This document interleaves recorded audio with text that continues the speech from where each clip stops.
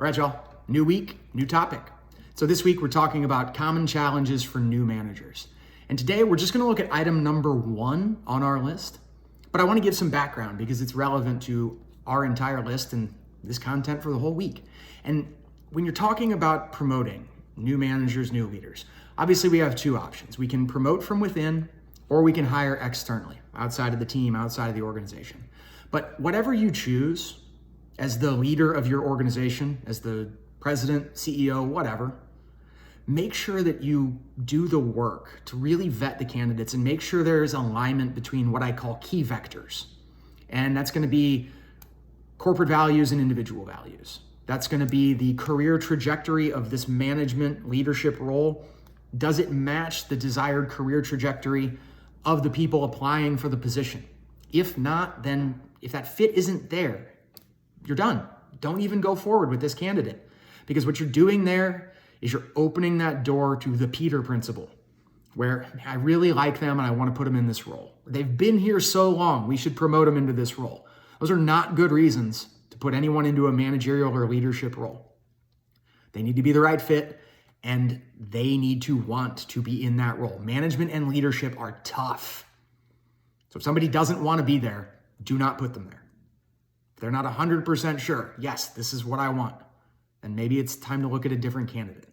So we're going to assume, for the sake of discussion, that you've hired the correct candidate. And so let's take a look at issue number 1 and some common occurrences that happen when you promote from within, going from team member to manager.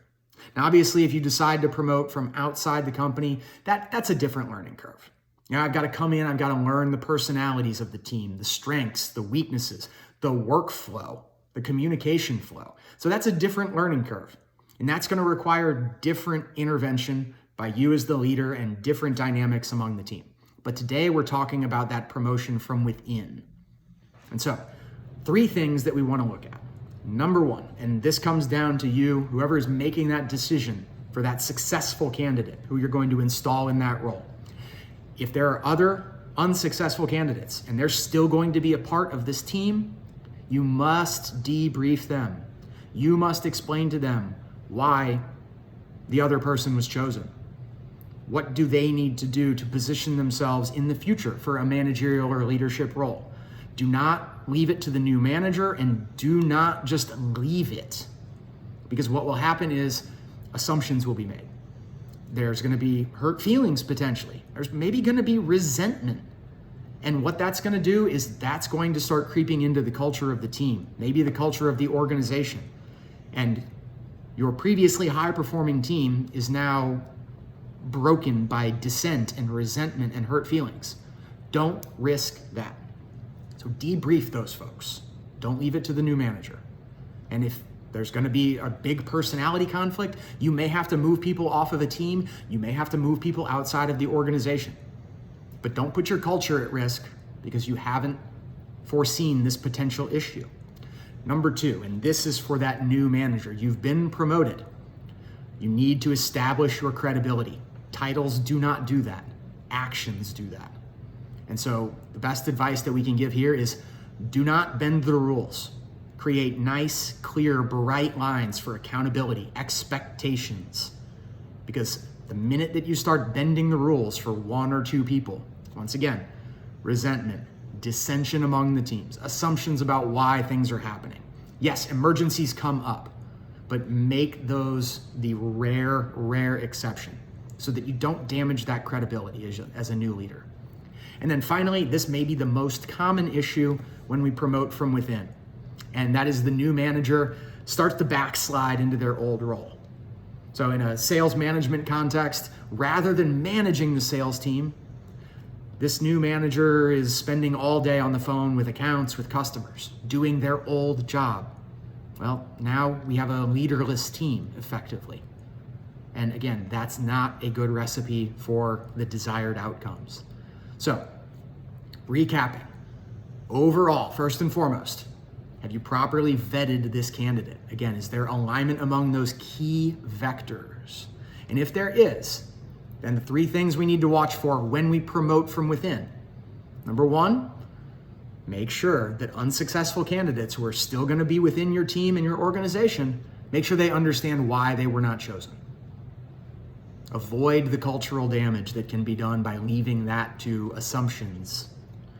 Number 2, as a new leader, establish your credibility. Do not bend the rules. Do not play favorites. Be a leader.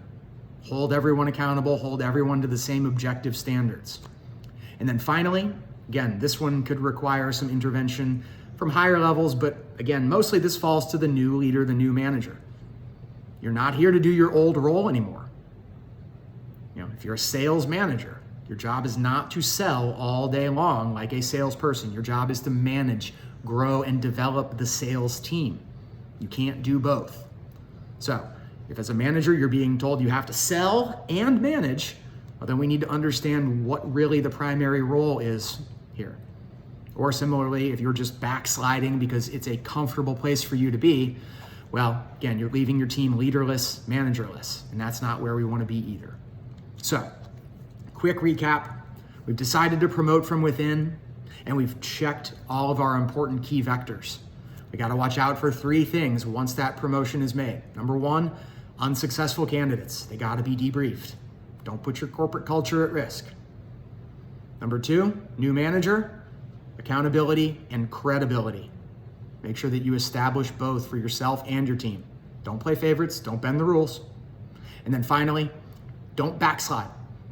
You got promoted for a reason. Don't fall back into your old role. That's not where you are anymore. We've got to grow, we've got to move forward. So, that's item number 1. We'll look at 2 and 3 tomorrow, 4 and 5 on Thursday. Until then, as always, thank you so much for your time. Have a great rest of your day.